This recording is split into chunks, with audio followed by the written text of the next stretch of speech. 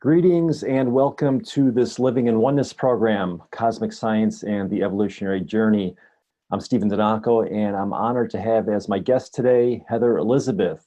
So in this program, we'll discuss Heather's work with the 13 Moon Dream Spell and its significance in navigating present-day global circumstances. Plus, we'll explore some of the archetypal themes and patterns of the dream spell. Now, if you're not familiar with the 13-month calendar, the 13 moon 28-day calendar is a new standard of time for people everywhere who desire a genuinely new world. Now, Heather Elizabeth is a lifelong seeker of the greater purpose and meaning of existence. Since she was a young girl, Heather has been a champion for unity consciousness. She now recognizes it to be the next evolutionary step for humanity. Heather has a background as a licensed clinical social worker and worked in a variety of settings, including hospice, long-term care facilities, and the admissions department of a psychiatric hospital. In 2006, a challenging life transition catapulted Heather into her own evolutionary leap in consciousness. Through her own awakening process, Heather heeded the call to unite her background as a social worker with the spiritual lineages she holds to be of service as a guide and ally for fellow seekers' awakening journeys.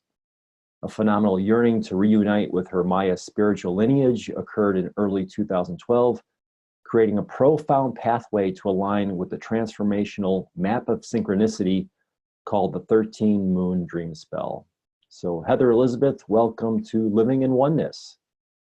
Thank you so much, Stephen. I am incredibly honored and blessed to be here with all of you.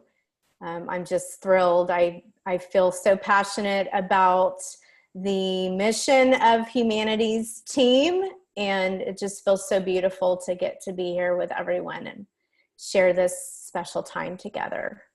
Yeah, thank you. And we're certainly blessed to have you here today as well. So maybe perhaps to start, we can dovetail off of what I mentioned in the introduction, and specifically around the challenging life transition you had in 2006, and then that subsequent awakening process of uniting your clinical background with your spiritual lineage.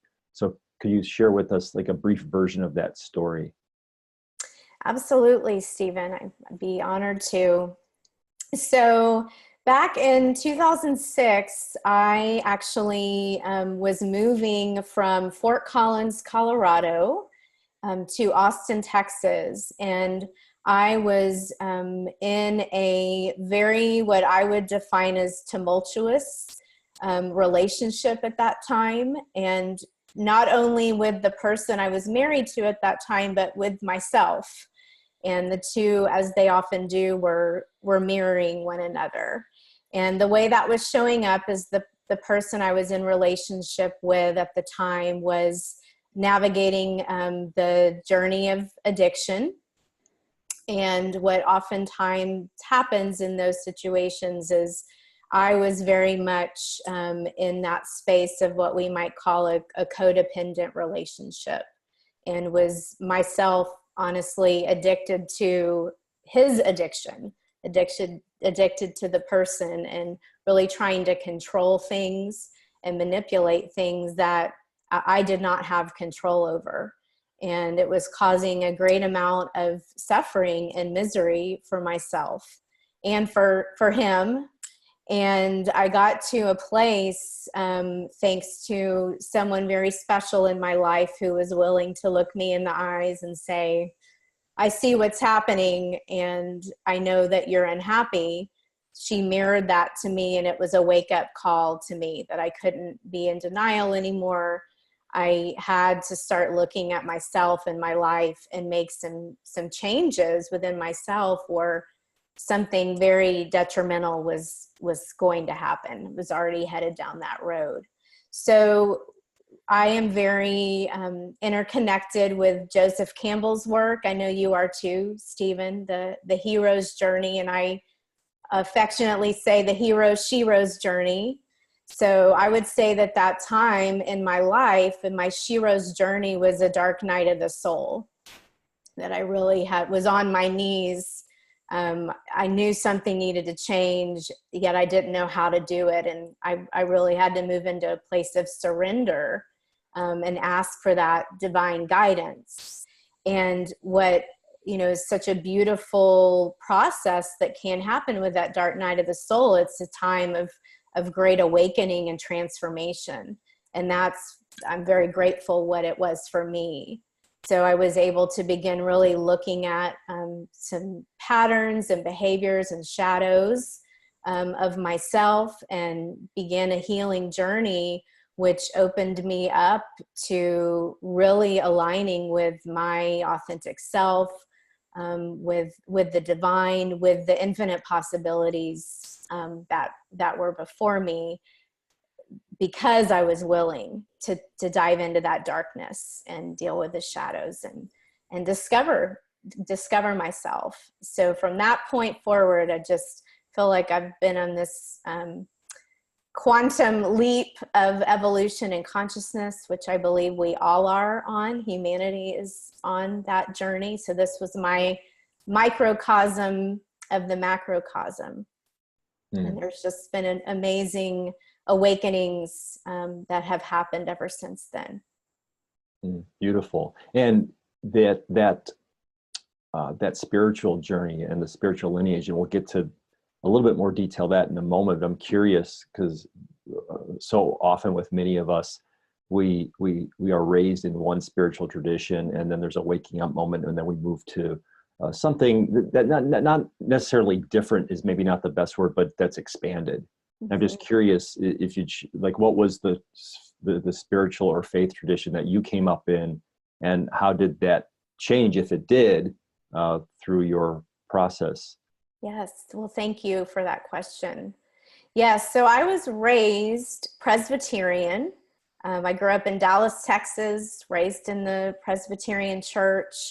And what I found to be of greatest value with that upbringing was the community, the sense of community. I always felt very much at home there because of that. I got to a certain age, I would say around 13, where I really started questioning some of what was being taught in the actual sermons. It just wasn't really resonating for me anymore. So honestly, from that point forward, in bits and pieces, I began exploring metaphysics and esoteric traditions. And my grandmother actually had a very deep reverence for Native American culture, and especially with the artwork. She always had the art in her home. And so I grew up around that. And I feel like that foundation really supported me also exploring shamanism. And so that just, continued to grow and grow and grow as I became older. And flash forward to the 2006 that I just shared about, when I moved through that process, what I really began tapping and tuning into was the reemergence of the divine feminine, and reconnecting with that powerful, unconditionally loving, supportive, compassionate essence. That certainly the church I was raised in, that was not talked about at all. So that was something that I got to remember and activate within myself as a result of going through that very challenging time. Yeah, and it's interesting because my own experience is that it kind of in that adolescent period, I myself, having grown up in the Catholic Church, began to question, and the dogma wasn't resonating with me. So I completely relate to your story and your questioning there. So this then I think brings us into your Maya spiritual lineage, and the question, like, what is the 13 moon dream spell that I mentioned at the outset in the introduction? And can you start to tell us like what its significance is in navigating present day global circumstances? So there's maybe two questions there. First, just talk about the 13 moon dream spell to give us some background. Yes, I'd be very honored to. So the 13 moon dream spell is what is considered to be a map of synchronicity that is based on the ancient calendar system, mathematics, astronomy, astrology of the Maya tradition.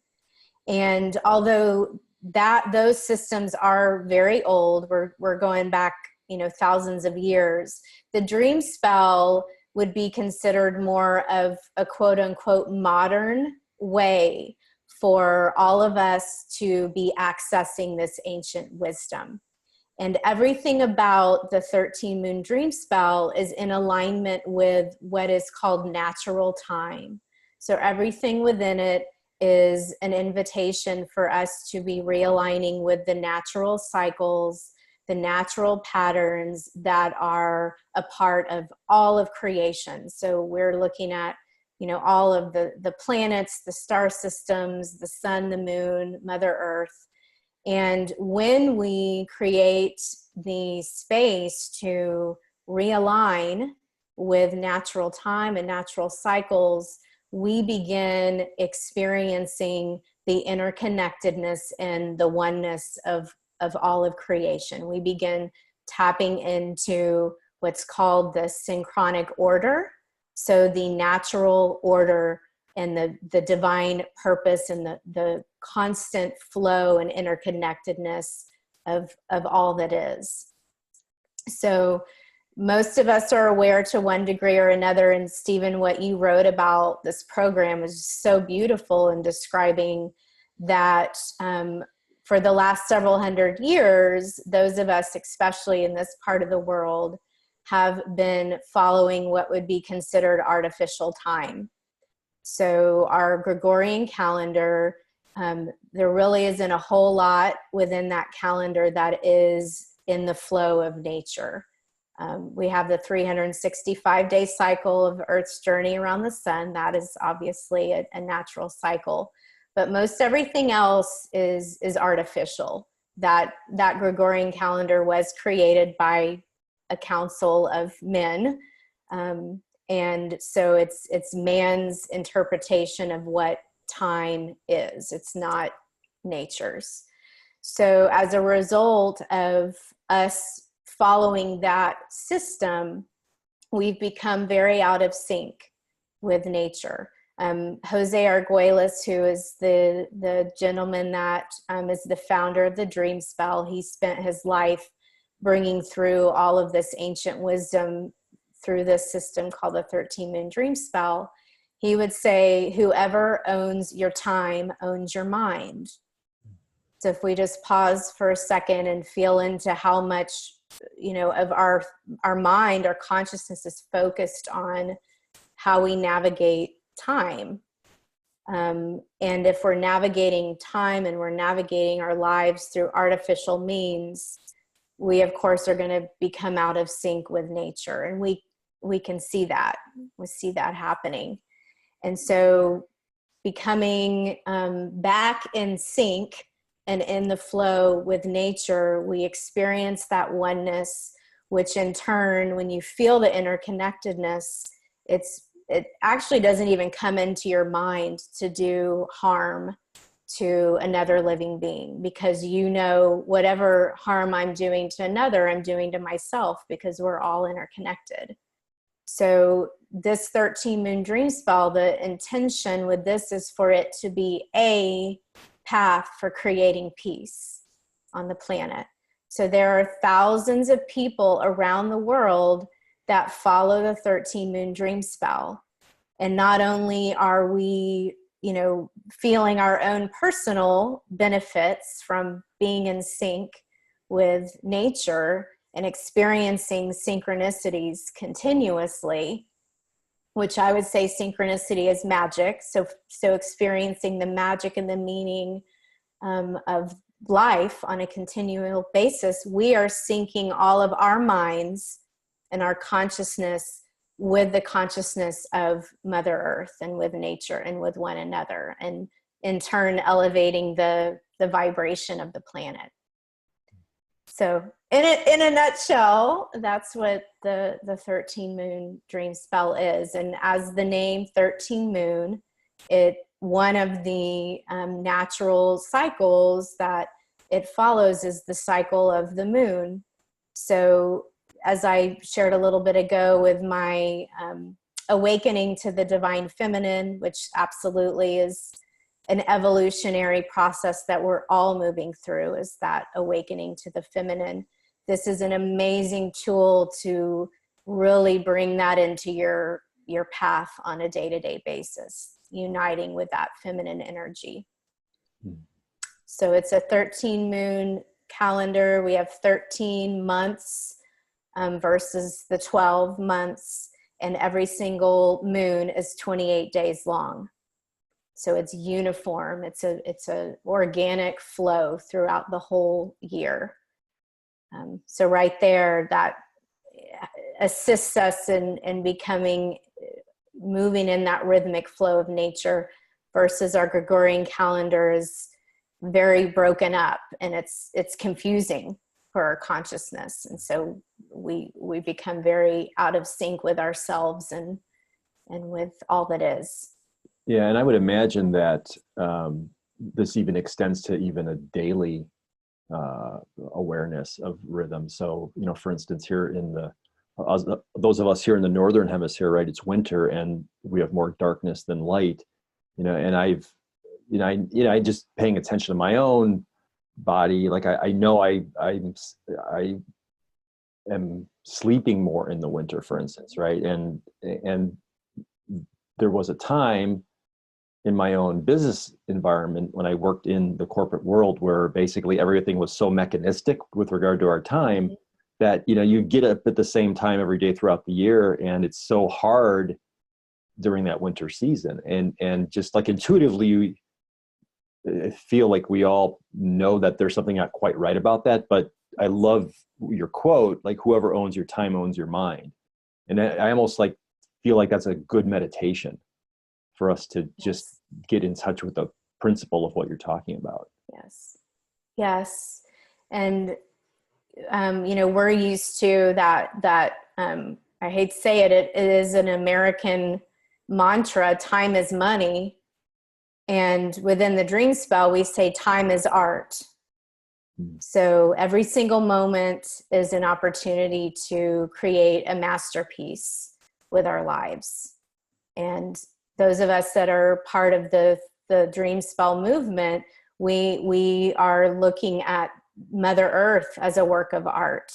There's a network called Planet Art Network. And so it's, remembering, she already is a work of art.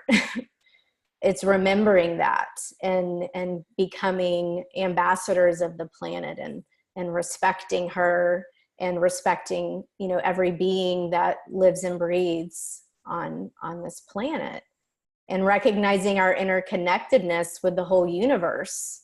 And that, it's so vast. There's so much more to us and to reality than what we have been trained, our brains have been trained to think is real. And we're all in process of awakening to that and evolving. So I believe that probably for most of the people watching this program today, there's going to be a sense, at the very least, that yes, being in tune with the rhythm of the earth, the moon, the universe makes sense. And yet we are so immersed in this mechanistic version of time that you alluded to, the Gregorian calendar. And we got so there's a question from Ari, and I would invite you to put your questions in the chat for Heather, but this is a good segue into Ari's question. She said, could you give us a practical example of the magical synchronicity you are talking about? Absolutely, yes. So where the synchronicities really come into play are with what are considered to be the galactic signatures. So not only does the 13 moon dream spell invite us into moving into these natural rhythms and cycles of creation, it also invites us into this mythical realm of our collective consciousness. So again, to go back to Joseph Campbell's work with mythology and Carl Jung's work with the collective consciousness in the dream time, and how our waking, our dream time is also a reflection of our waking reality, those different aspects of our consciousness. And we have a tendency to be really focused. We love our movies and our stories and TV shows and all of that.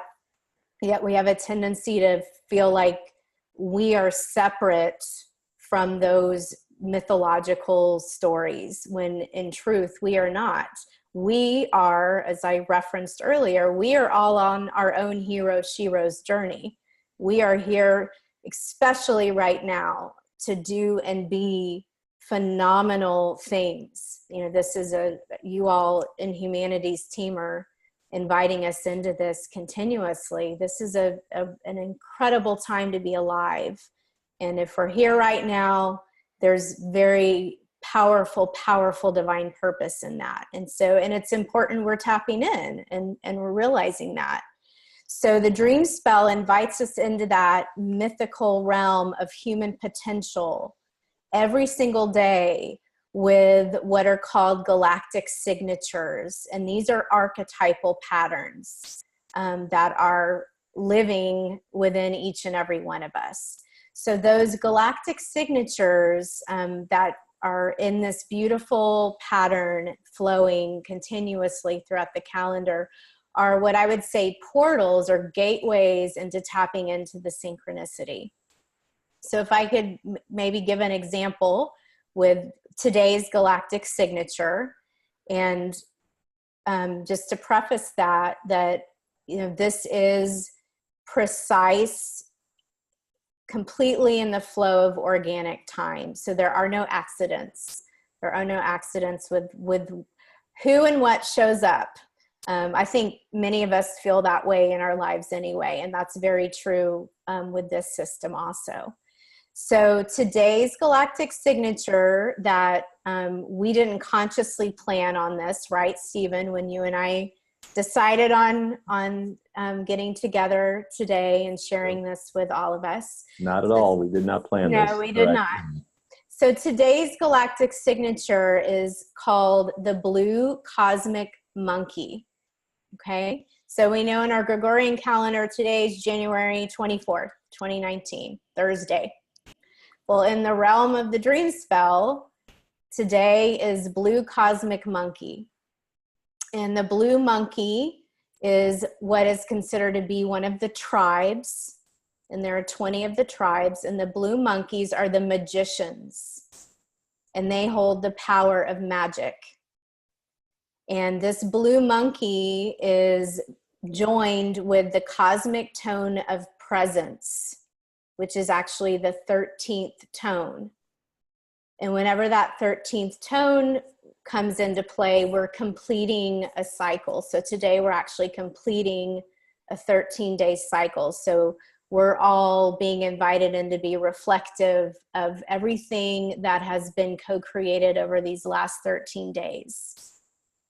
So we can feel into that on a personal level, and also just feeling into what's happening in the collective right now. A lot has been happening in the last 13 days.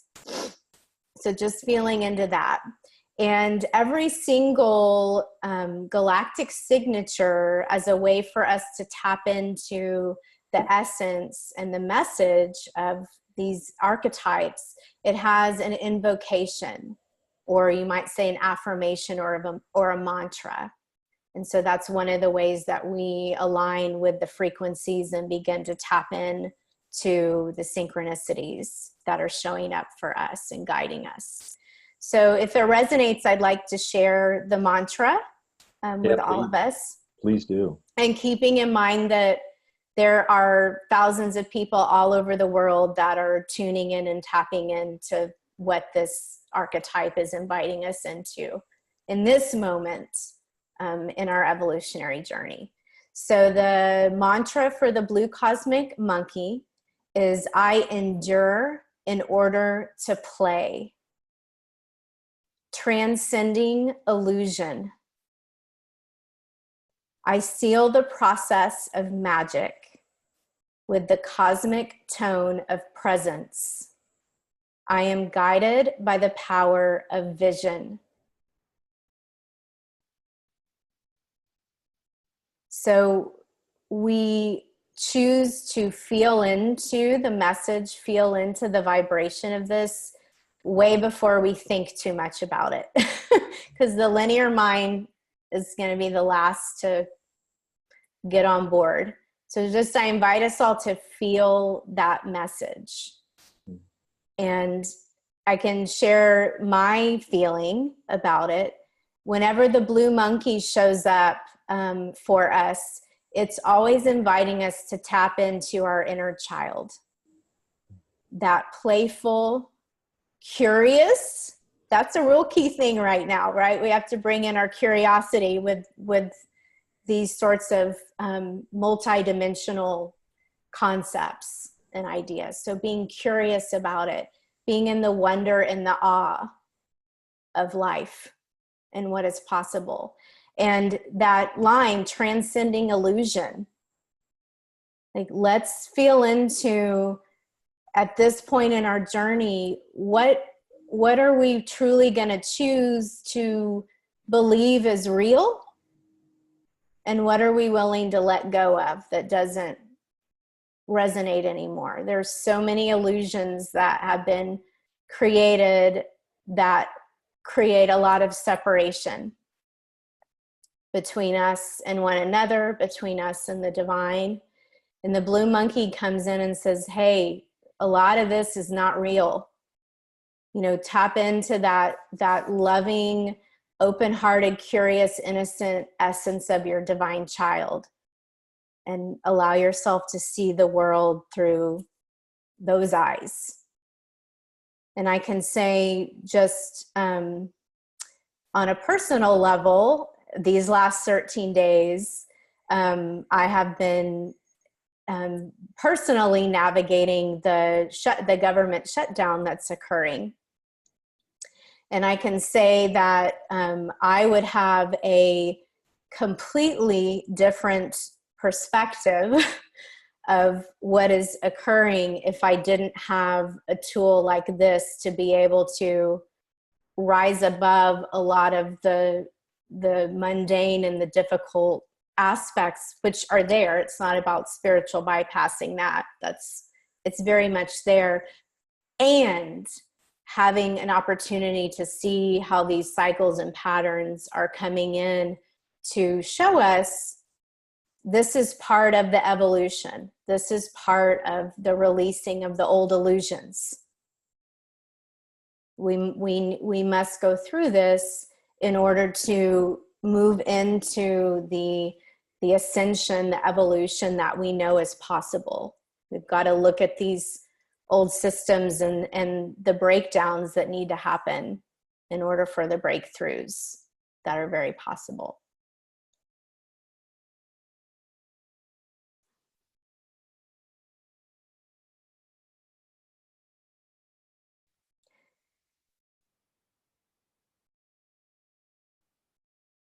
Oh, sorry about that. I was muted there. There you, I know, it's like My mouth was moving and no sound was coming out.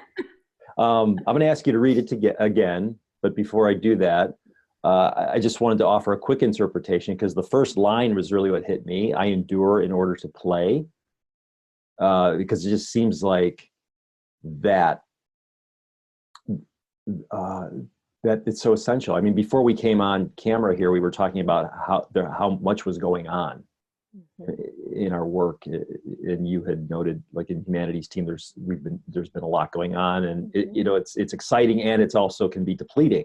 So, like, I endure in order to play. It's just perfect, and especially just to go another level further in our political climate, and you talked about the feminine energy and all of the women who've been elected to Congress in this last cycle, and in the endurance that they're showing up with in order to play that game, and not to make light of the government as a game, but in a way it kind of is right now. Yes. So it just really hit me, that first line. But I'd like to have you repeat it again, if you would. Of course, yes. So, blue cosmic monkey, I endure in order to play, transcending illusion. I seal the process of magic with the cosmic tone of presence. I am guided by the power of vision. So every signature has what is called a guide kin. And that last line of the mantras gives us a feel of that guide. And so this particular signature, Blue Cosmic Monkey, is guided by the Blue Eagle, who are the visionaries. They're called the seers. They bring in that powerful medicine that our bird allies show us of being able to rise above and see the big picture. So today's archetype is also bringing in, this playful nature and enduring and transcending illusion. And what is our vision? What is our vision as we are moving forward from this moment? What is it we truly desire for ourselves and for our planet? Now, so we both had reflections of what you stated in that affirmation. So that's sort of just reflecting on what's been, and then how do we use it looking forward? Mm-hmm. What would be your interpretation of using that as it comes to tomorrow, or the next week, or the next cycle? Absolutely. So today's energy, is really, as I mentioned, it's inviting us into reflection of what has been created these last 13 days. And so being in that space, not, from an empowered place, what's being invited is, yes, seeing the whole big picture, seeing everything that's unfolding right now, yet seeing it from, like I mentioned, that space of the childlike curiosity. Curiosity, I always feel, brings us out of fear and brings us out of blame and brings us out of judgment. So can we look at it? How interesting. Look at what is all going on. And everything that we've endured to get to this moment in our journey. So if we can rest in that place, as tomorrow we're moving into a whole new cycle with a new archetype leading us through the next 13 days. Now, something that feels really important, Stephen, about this reflection time today, reflecting on what's has been created, is what's also occurred in these 13 days, as I'm sure many of us are well aware, is we experienced the Leo full super blood wolf moon total lunar eclipse just a few days ago. And, the eclipses are also a universal galactic cycle that is very impactful upon our planet and impacts every single one of us. It brings in a time of great reset and realignment and opportunity, like we reboot our computer, it's, rebooting. So we can choose to feel into how those energies have come in at this perfect divine time to support us in resetting our consciousness, resetting how we're moving forward together on this evolutionary journey. Everything that's happening with the government, all of this is part of the reset. So again, not to minimize the suffering that people are experiencing, also to see what are the opportunities, be curious, what are the opportunities here for reset. And to your point about eclipses, so there's been a lot of eclipse activity lately. Is that right? Yes. So yes, you're absolutely correct about that. Eclipses usually happen in pairs, and sometimes we experience 3, and that has happened over the last several years. We've had a few eclipse seasons where we had 3 eclipses. So there is definitely an abundance of eclipse activity when they come around. And that's why many of us that play with astrology, we call it the eclipse season or eclipse portal, because it creates a span of time where we're in these very expansive energies of reset and realignment, ascension, waves of energy that bring in opportunity for evolution. And it's extremely powerful to be conscious of that and to be working very consciously with the energies, because they bring in a time of great expansion. So whatever we are resisting is going to come back boomerang in very significant ways. Yeah. And I've been playing with that too, with what's happening with the shutdown, that, this continued, what I would say, competitive kind of consciousness. One side is right, one side is wrong. One, group of people is less than or needs to be banned. Vibrationally, that is not going to fly on the planet anymore with the expansion that's happening and how we're raising our vibration. And so it's getting boomeranged back very quickly. It's like, nope, that's not the direction that we're going to be able to go. So we're, as a species, we're going to need to look into and feel into this feminine energy of how can we cooperate with one another? How can we create relationships, collaborative relationships? How can we offer one another compassion and understanding? And what I often say, build bridges. This isn't about building walls. This is about building bridges and finding our common humanity. And that's not political. That's evolutionary. And I know you get that. And we all get that. Like that's where we're at. And so the more we push up against that, it's going to come right back, because it's just not in alignment with where we're at vibrationally. Yeah. And just my own personal observation is that with the eclipse season, so almost feeling like there are a number of resets happening, right? So just even in this past week in my own life, there's been some chaos in different areas of my life, from a center of awareness, like one is like paying attention to the resets, and 2 is paying attention to my self-care. Yes. In the midst of that too. Yes. Yeah. Yeah. Yes, absolutely. That's been a huge theme for me also, Stephen. And I've just been receiving that message, like self-love, self-care, self-worth, because we know it all begins with each of us.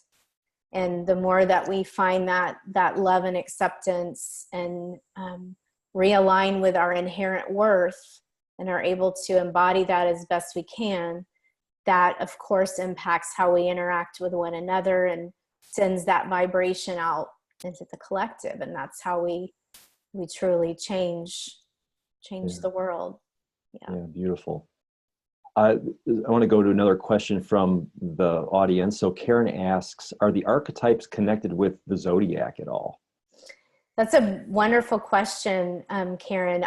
Yes, I do feel that there's many beautiful weavings with the zodiac archetypes, with even the Enneagram. If anyone's familiar with the Enneagram archetypes, with numerology, you know, there's this beautiful weaving. So something I don't think I've even shared yet is that every single one of us has a galactic signature based upon our birthday in the dream spell. So just like our zodiac signs, I'm a sun Sagittarius, was born in late December. And so, but in the dream spell, my galactic signature, I'm Kin 114, white planetary wizard. So every time that particular signature arrives on the calendar, that's considered to be my galactic birthday. So absolutely, both do the qualities of the zodiac signs weave in with the qualities of the galactic signatures. We also have a sign within this system.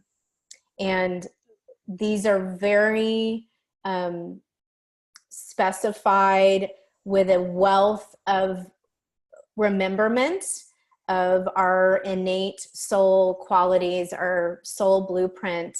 There are 260 different signatures in this system. So when we play with the 12 zodiac signs, and then we have our moon sign and our rising sign and all of that, here we're playing with 260 different signatures. So they are each very powerful gateways into remembering who we are and why we're here. And I would say even, you know, a deeper dive into our purpose, our divine purpose, what we're here to do and be. And then there's a follow-up from Karen about, like, how would I find my archetype? I am a Cancer. And maybe this is a segue into talking about some of the work that you offer to folks on this. Absolutely. Yeah. So, so the Cancer sign in the dream spell falls in a couple of the different moons of that year. So just generally speaking, what I would invite anyone who's curious, there's a couple of different pieces that I'd like to invite you all into, is you can discover what your galactic signature is.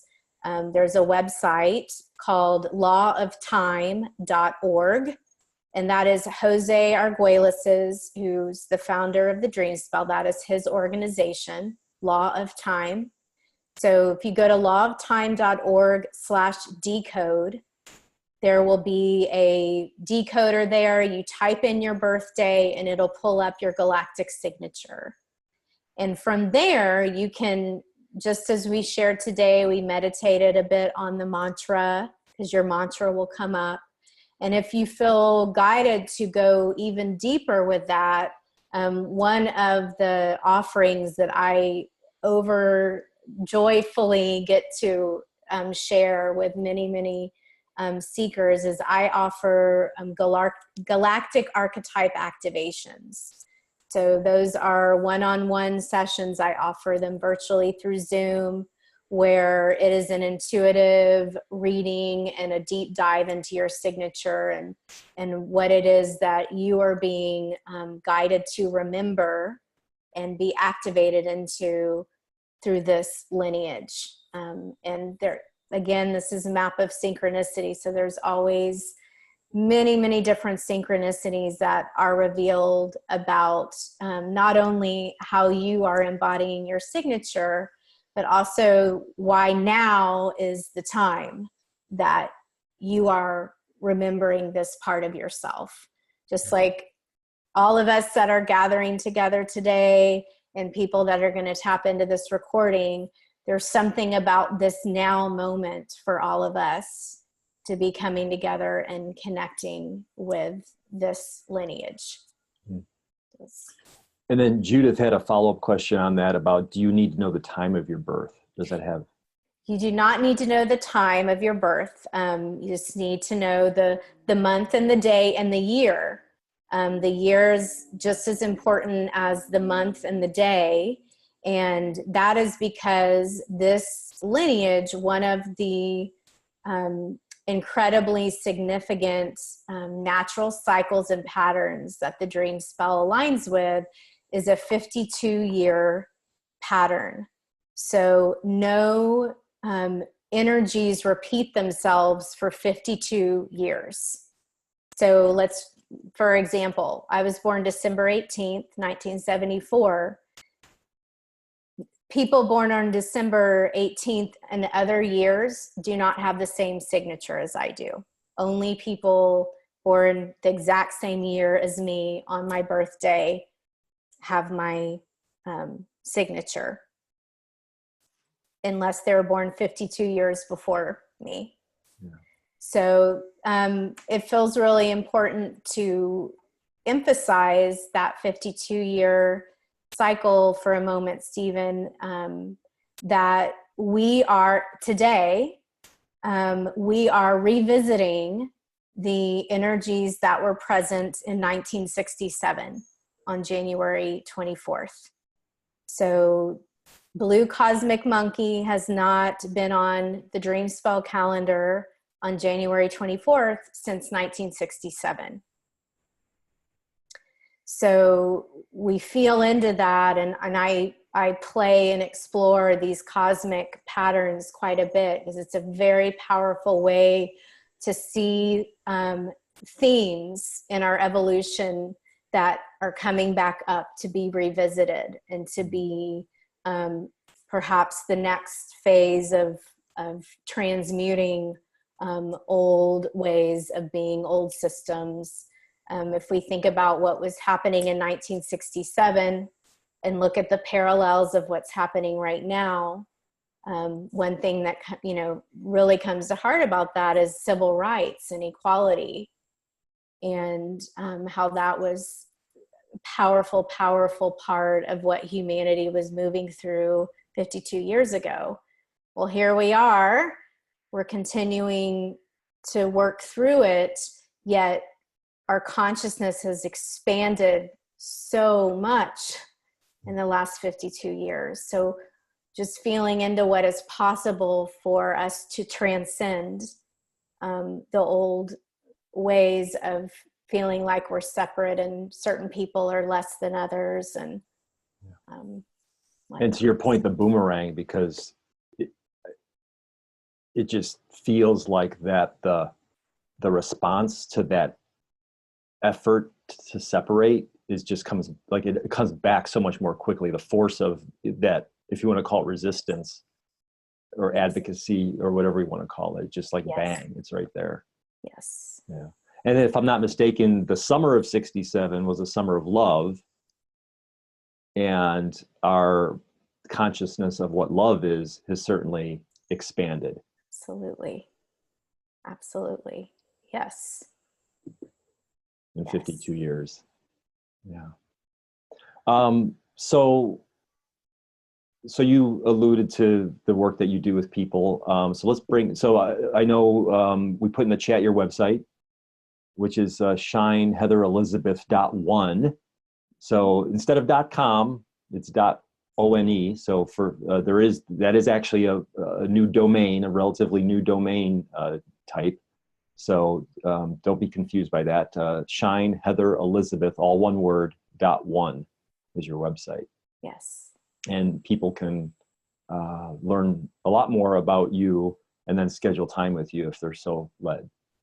Absolutely. I would be honored and thrilled to get to share that with all who are called. And you can also, through that website, you can sign up to be on my email list, my email tribe, and I send out energetic updates every so often. I do it every new moon and full moon, and for the eclipses and the solstices and equinoxes. And just bring us more and more into that conscious awareness of the potential of this now moment. Nice. Now I'm curious, because we talked about that boomerang and the intensity of it. So climate change is, and so we talk about the Earth cycles and just the Earth as a living being.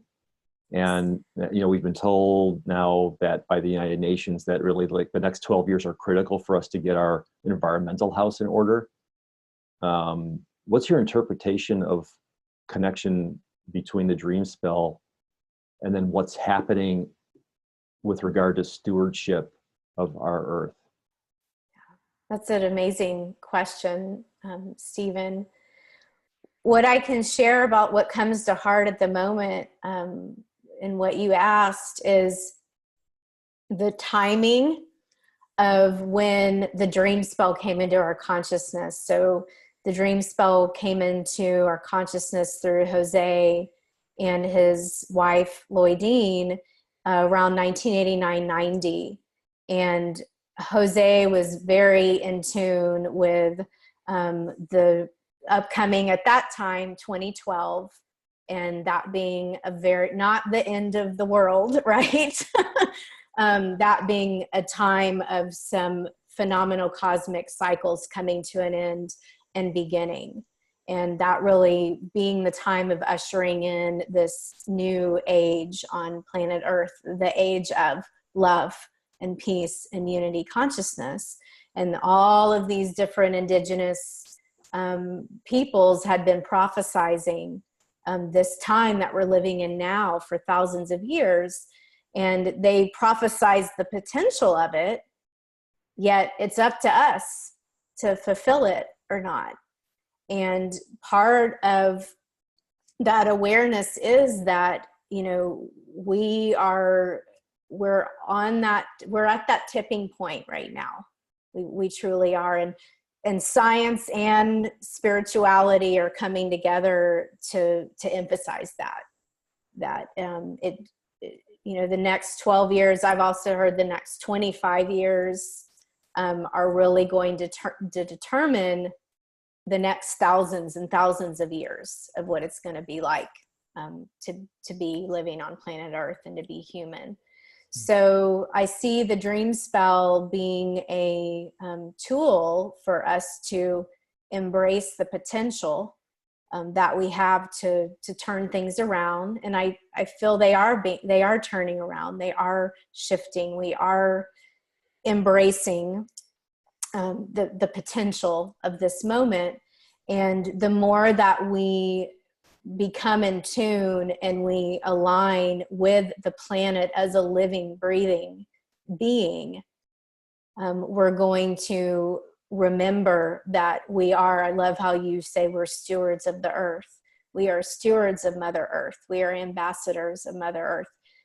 Just as she cares for us, we are here to care for her. And when we're having visceral experiences of her consciousness, in the dream spell, we talk about the age of the new sphere. So not the technosphere, the new sphere. The new sphere is the thinking layer of Mother Earth, her consciousness. So when we align with natural cycles and we're fulfilling our human potential through these signatures, we come into a place of being these stewards and taking care of her and doing no harm.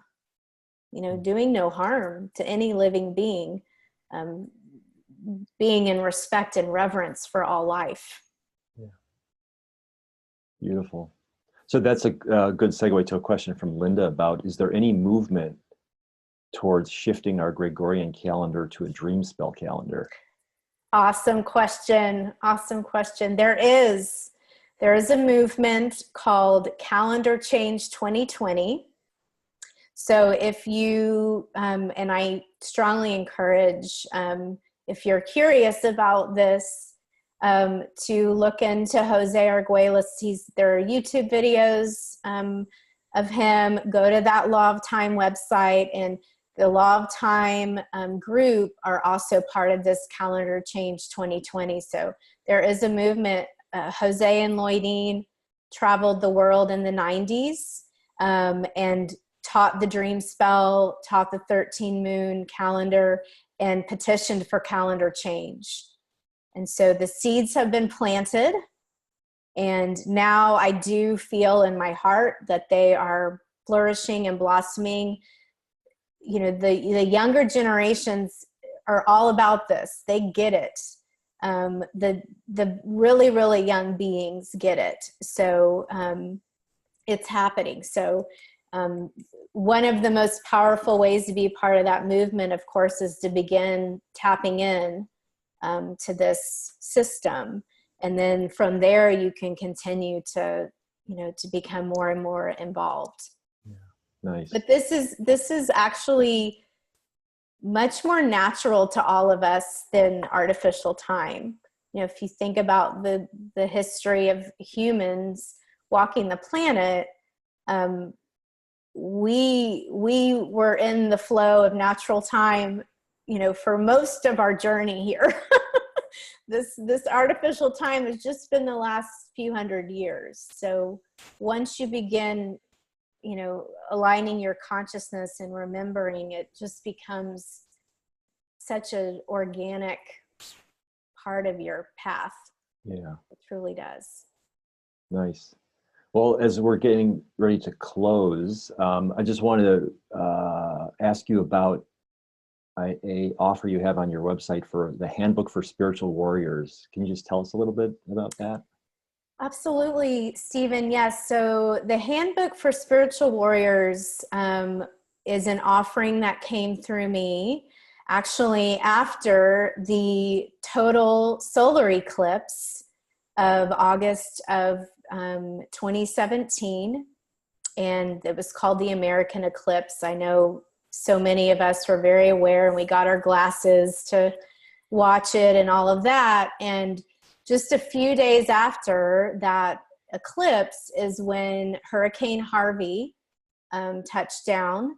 And I was actually living in North Padre Island, Texas at that time. So I was part of the evacuation and was very much a part of the communities that were impacted by Harvey in that part of our country. And from that event, we began, as we all remember, experiencing many other, what I would say, the earth resetting herself. We feel into that resetting with the eclipses, and that all of the elemental energies making themselves very known. And this understanding, intuitive understanding, came through me that so many of us are what I would say spiritual warriors. And that isn't a religious context. That's a universal interspiritual context, that we're spiritual warriors. We're here to be ambassadors, to be emissaries, to be way showers, light workers, teachers, artists.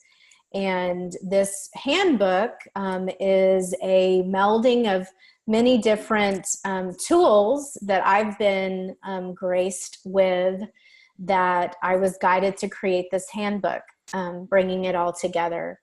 And so there's a chapter dedicated to each of the elements and how the elements are living within each and every one of us and our consciousness.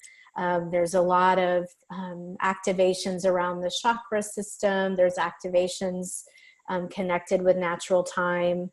So it's an e-course that's available to anyone, that you all can engage in it in your own timing. And interestingly enough, the eclipse we just experienced was a total lunar eclipse, and the energies are balancing one another out, I would say, from the total solar eclipse that happened. What I was guided to share is that this last eclipse we just experienced on the 20th was the yin to the yang of the total solar eclipse of August of 2017.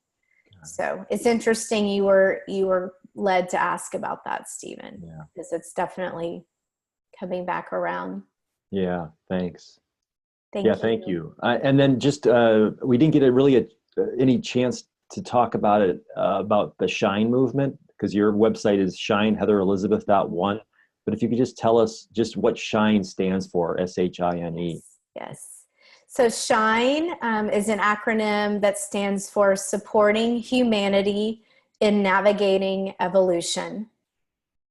Perfect. So yes, so it's this understanding that we are all here to support one another in the shifts that are occurring within us and on the planet, and to be supported. And so it's a movement focused, like many different movements, including Humanity's team, on remembering that we are one, and that we're here to support Mother Earth and one another and evolving. Yeah. Yes. Beautiful. Well, we really appreciate having you here, and just thanks for all the depth and the information. And we're happy to direct people to you and to lawoftime.org, Shine Heather Elizabeth one, or I'm sorry, shineheatherelizabeth.one is the website. And I know we'll keep in touch. Yes. And would love to have you back at some point. Thank you so much, Stephen. I'm so incredibly grateful from the bottom of my heart and soul. Thank you. And thank you everyone who's tuning in. I honor each and every one of us. There's a beautiful Mayan greeting that's in Lakesh, and it means I am another yourself. So we are one, and I am grateful for each of you. Thank you. Thank you. All right. So with that, Garth, we'll just move on to our typical closings. I just want to let you know, Humanity's Team is the creator of the Conscious Business Enterprise, our Conscious Business Change Agent Training and Certification Program. Go to cbenterprise.com. You can also sign our Conscious Business Declaration, 7 principles setting a new standard for business in the 21st century. If those principles resonate with you, you can find them at consciousbusinessdeclaration.org or at the link below on Humanity's Team. Also, our Oneness Declaration of Humanity's Team. Just go to humanitiesteam.org. If these principles resonate with you, you can sign the declaration online. And then our next program, we have a encore presentation of a webinar with a live Q&A with Barbara Marks Hubbard coming up this Saturday. I will be on with Barbara talking about her upcoming a new program that we're offering in February. And then you can join our community circle if you feel led. $10 per month, $100 per year gives you access to these LIO programs and the deep archive of programs we've done in the past. And then not least, thanks to everyone who helped support this programming, Garth Catterall, Christine Glenn for being co-producers here today, Dee Meyer, our marketing director, Nanette Kennedy, communications, Steve Farrell's our executive director, and his assistant is Judith McNeilis. So thank you all for being here. Find out more about us at humanitiesteam.org, and we will see you again next time. Peace and namaste.